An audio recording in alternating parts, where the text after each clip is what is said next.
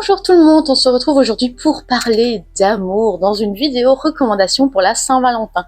Donc, nous allons parler bien sûr d'amour à travers le comics, le roman, le webtoon, le manga et aussi une petite encyclopédie que j'ai trouvée vachement sympa. Donc, je vous montre ça tout de suite, on y va.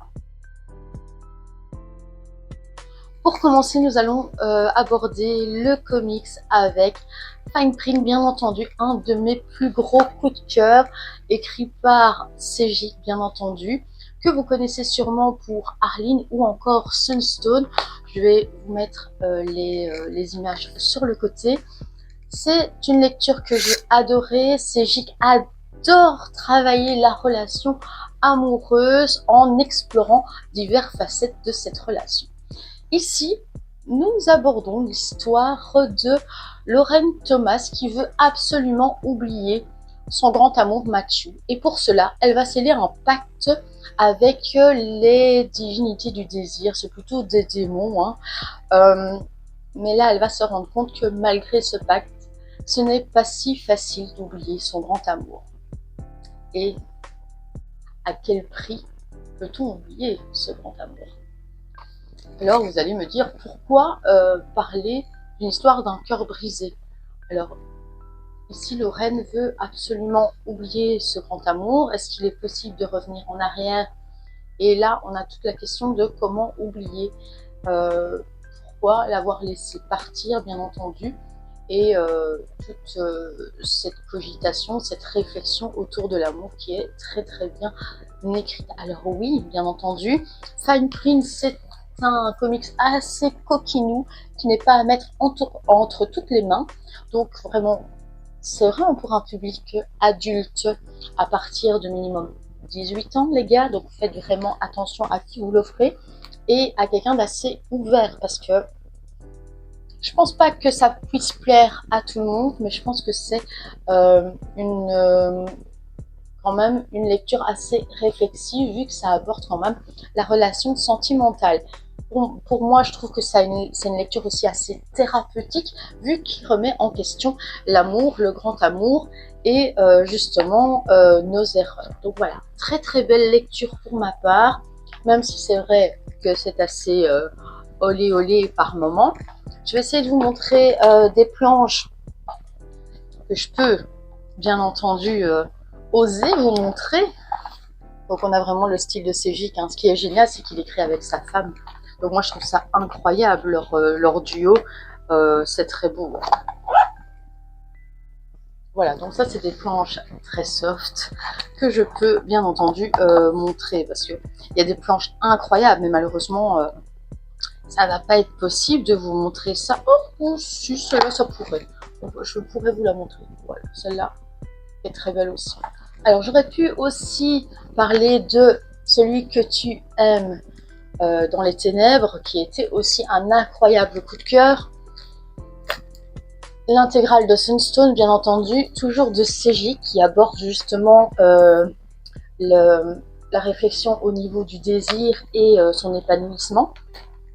Once Upon a Time at the End of the World, qui est une histoire aussi d'amour un peu à la Roméo et Juliette sur fond post-apo.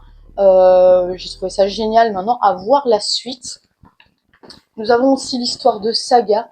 Là aussi, encore un petit peu côté Roméo et Juliette, parce qu'on a deux clans.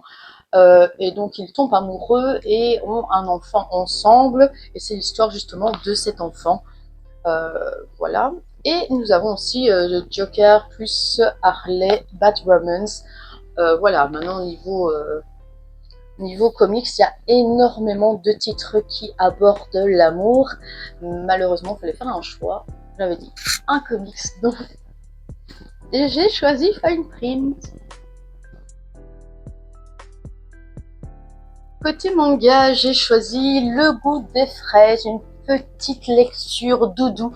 Alors oui, ok, ça n'a rien inventé, c'est très classique, mais néanmoins c'est agréable à lire. Donc on a un couple qui va se former avec l'arrivée de Sarah qui a 20 ans et Minori qui a 33 ans et ils vont se rencontrer sur l'exploitation du grand-père de Sarah qu'elle vient aider parce que il commence à se faire vieux et c'est très compliqué à gérer cette exploitation. Et donc elle va venir l'aider et petit à petit elle va vraiment avoir un crush, un petit coup de foudre pour Minori et lui également. Donc c'est un amour partagé. C'est très joli. Il y a un très beau message. Il y a de la bienveillance, il y a du respect. Donc voilà, c'est une très belle lecture. Je vais pas vous montrer les couvertures, même si on sait ce qui va se passer, hein. C'est vraiment une lecture doudou, c'est très mignon.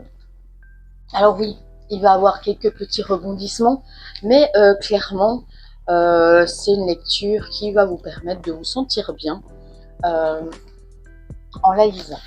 Alors, ici on est sur 4 tomes pour avoir fini la série, donc c'est un petit cadeau bien sympa, donc 4 tomes, on est quand même sur presque 10 € le tome, il me semble bien, je vais vous mettre les prix. Euh, mais en tout cas, c'est pas un cadeau trop empoisonné vu que 4 tomes ça va. Parce que généralement on fait des cadeaux, on offre le premier tome, sauf qu'après, derrière, il y a une dizaine de tomes. Alors ça, moi j'appelle ça un cadeau empoisonné. Donc là, 4 tomes, c'est top. Euh, donc je ne peux que vous le conseiller si votre chéri aime les histoires très romantiques. Côté roman, j'avais envie de vous parler à nouveau du roi au cœur de pierre. Finalement, non, en fait, je ne vais pas encore vous en parler vu que dans la vidéo précédente, dans mon top 5, j'en ai parlé, donc je vais éviter d'être trop répétitive. Et j'ai choisi une saga que j'ai surkiffée et qui me laisse un très très bon souvenir. Je l'ai terminée il y a quelques mois et vraiment ça va rester une de mes meilleures sagas. C'est Il était une fois un cœur brisé. Là vous vous dites encore un cœur brisé? Oui, oui, encore un cœur brisé, mais dans toutes belles histoires, il y a toujours des blessures pour arriver au grand amour. Ça, d'office, euh, c'est quelque chose qui reste dans les plus belles histoires d'amour, un peu comme Roméo et Juliette ou encore Titanic par exemple.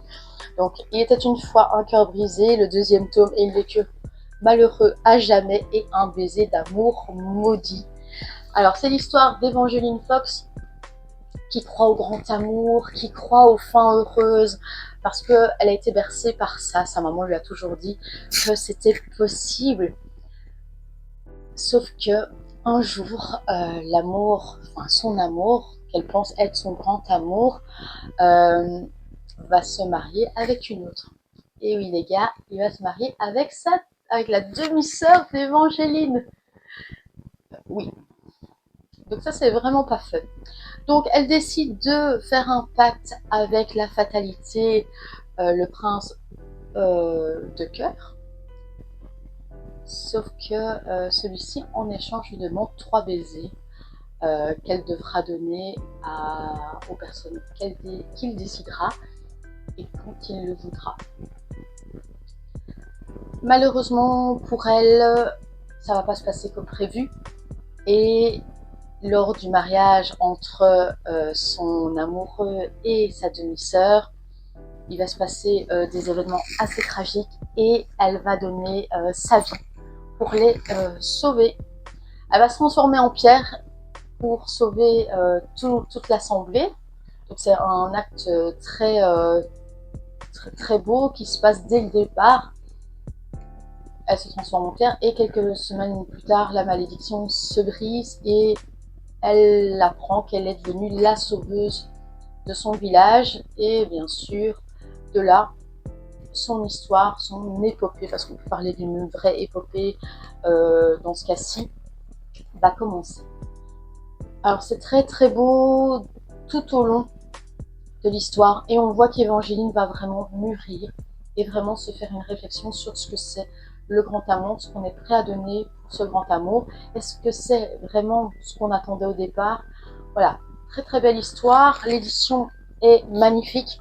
Alors oui, ok, il n'y a pas de jaspage dans ce cas-ci. Généralement, je craque pour des éditions jaspage, mais ici l'édition collector. Donc l'édition à l'intérieur est nacrée, c'est très très beau. Et vous avez chaque fois une carte sur la partie du monde dans lequel se trouve Evangeline Fox. Pareil pour ici, je vous montre à chaque fois l'intérieur.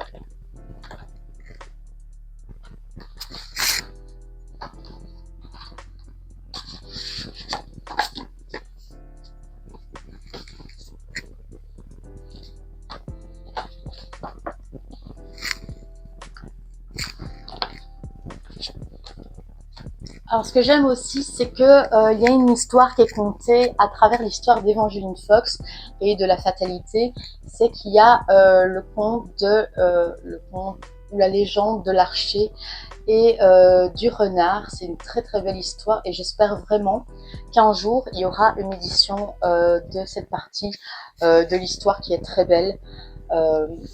Pour pouvoir justement avoir une suite. Enfin, c'est pas vraiment une suite, c'est plutôt peut-être un préquel de l'histoire. Je suis très contente de cette saga, très très belle saga, et j'espère vraiment que vous craquerez. Petit webtoon, j'ai hésité. J'ai pas hésité longtemps, mais j'ai hésité entre La mariée du roi dragon et L'or Olympus. Finalement, voilà, L'or Olympus, parce que c'est mon gros coup de cœur webtoon depuis le départ. Alors c'est un joli bébé, c'est une très belle édition avec une couverture cartonnée. C'est quand même 24,95, enfin 95, mais l'édition est canon. On est sur du papier très épais avec un papier mat. Moi personnellement, quand je lis le soir, je préfère parce que au moins on n'a pas la lumière qui se reflète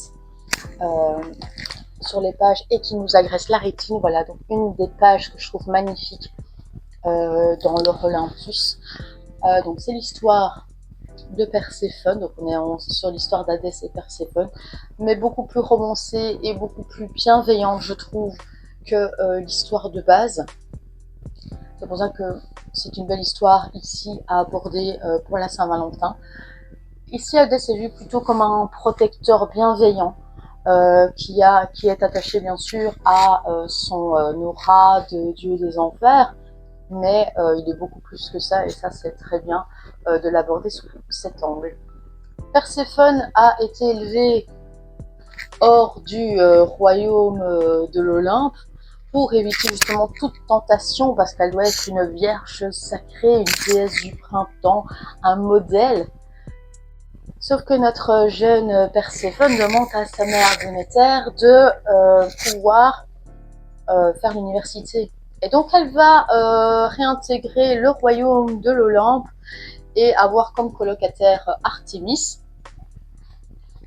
Elles vont aller à une fête et là elle va rencontrer Hadès. De là, son monde va basculer, il y a énormément de choses qui vont se passer, des choses pas très joyeuses pour Perséphone, mais elle aura quand même ce magnifique coup de foudre avec Hadès et leur histoire d'amour va éclore au fur et à mesure de l'histoire et c'est très très bien comme ça.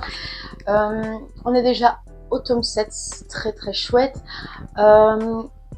L'accent est mis sur le bleu et le rose comme vous pouvez le voir, un peu comme un gars et une fille, mais on a quand même d'autres divinités et ces autres divinités ont toute une couleur, ce qui est bien parce que au moins vous repérez facilement chaque personnage. Voilà, donc moi ça c'est coup de cœur webtoon. Il existe aussi en roman, donc on est sur la maison d'édition Hugo New Women's. Ici c'est Hugo BD. Qui a ouvert il n'y a pas longtemps en webtoon, ouvert il n'y a pas longtemps, il y a un an, hein, presque un an, ouais, non, il y a un an, Neotoon, donc je pense que ça maintenant ça fait partie de Neotoon, même si c'est toujours marqué Hugo BD, mais voilà, très bonne série que je ne peux que vous conseiller. On retrouve aussi cette série sur la plateforme Webtoon, bien entendu. Donc si vous n'avez pas forcément les moyens de vous offrir cette édition, ce n'est pas grave. Vous pouvez toujours offrir des je crois qu'on appelle ça des jetons, des coins, sur l'application Webtoon. Donc ça reviendra beaucoup moins cher et vous passerez un agréable moment. Parce que je trouve qu'au niveau Webtoon sur l'application, ça offre quand même une lecture assez fluide et assez rapide.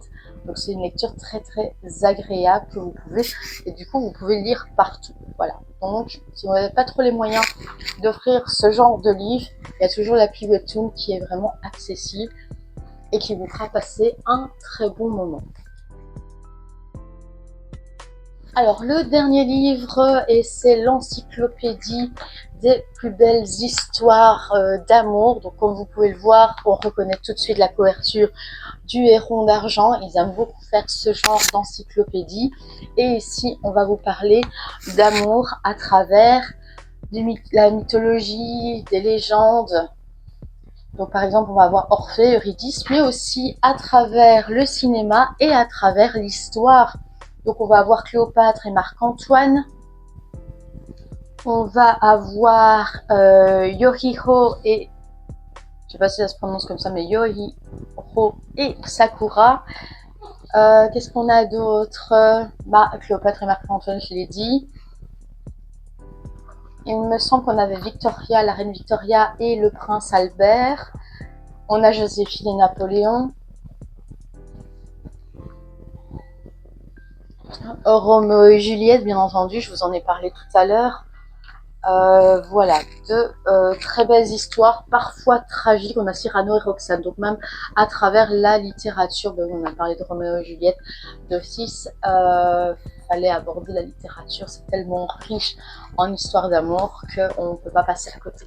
Donc au niveau des illustrations, on a ce genre d'illustrations qui sont bien sûr très très belles. Les éditions du Héron d'Argent, c'est toujours hyper quali. Au niveau structure, pour les histoires, on est sur ce style-là. Ça se lit quand même assez facilement, hein. Moi, j'ai pas lu tout en une fois parce que je pense que ça se déguste, ça se savoure, ce genre d'encyclopédie, mais j'ai passé un excellent moment. Ah oui, vous avez même Marcel Cerdan et Edith Piaf, donc ça c'est hyper connu aussi. Très people, mais voilà. Alors si vous voulez pousser le vice beaucoup plus loin en achetant cette édition par exemple pour offrir à votre chéri ou votre chérie, moi je vous conseille de rajouter une page à la fin, peut-être mettre une photo de vous deux et mettre votre histoire d'amour, donc écrire votre histoire d'amour et lui en faire la surprise. Je pense que ça vaut tous les mots du monde et c'est tellement beaucoup plus beau d'offrir ce genre de cadeau que des biens beaucoup plus chers. Voilà, ça c'est mon humble avis. Donc voilà, très belle édition qui est au prix de 29,90 €. Mais ça reste une édition très belle, hein. Donc voilà. Voilà comment se conclut notre vidéo recommandation pour la Saint-Valentin. J'espère que ça vous a plu. N'hésitez pas à me dire en dessous en commentaire si vous avez d'autres titres à conseiller. Ça peut être très intéressant. Peut-être que je ne les ai pas lus. En fait, j'ai énormément de mangas, romances, mais je pense que tous ne sont pas à conseiller parce que parfois c'est hyper bateau et ça n'apporte rien. Voilà. Donc, je voyais pas l'intérêt d'en parler. Il y en avait aussi que j'ai kiffé. Mais comme j'en ai parlé l'année passée dans ma vidéo 3 lectures pour la Saint-Valentin qui est toujours en ligne sur YouTube, j'allais pas en reparler cette année-ci. C'est toujours des coups de cœur comme Maison Ikoku, The Ice Guy and the Cool Girl par exemple, et My Happy Mariage. Mais vous en reparler, ça n'avait pas trop de sens de vous conseiller une lecture que je vous avais déjà conseillée l'an passé. Alors, il y avait d'autres choses que j'aurais pu vous montrer. Il y avait bien sûr ces jolis livres. L'étrange Noël de Monsieur Jack, La Belle et la Bête. Oui, pour moi c'est une romance. Ça reste une romance, même si c'est une histoire de Noël, Halloween. Et voilà, il y a tellement de livres que je pourrais vous montrer, tellement d'histoires d'amour à conseiller. Là, j'ai acheté par exemple un roman qui s'appelle Hades et Perséphone. Alors on est sur de la dark romance, hein, mais ça je vais bientôt le commencer. J'ai d'autres romans que j'ai commencé aussi, dont une lecture commune. Euh, mais voilà, je n'ai pas encore terminé, donc vous conseiller ces lectures, c'était pas possible aujourd'hui. Donc voilà. Euh, N'hésitez pas à liker aussi la vidéo, ça fait toujours plaisir. Et je vous souhaite bien sûr un bon week-end. Je vous fais des bisous. Bye bye.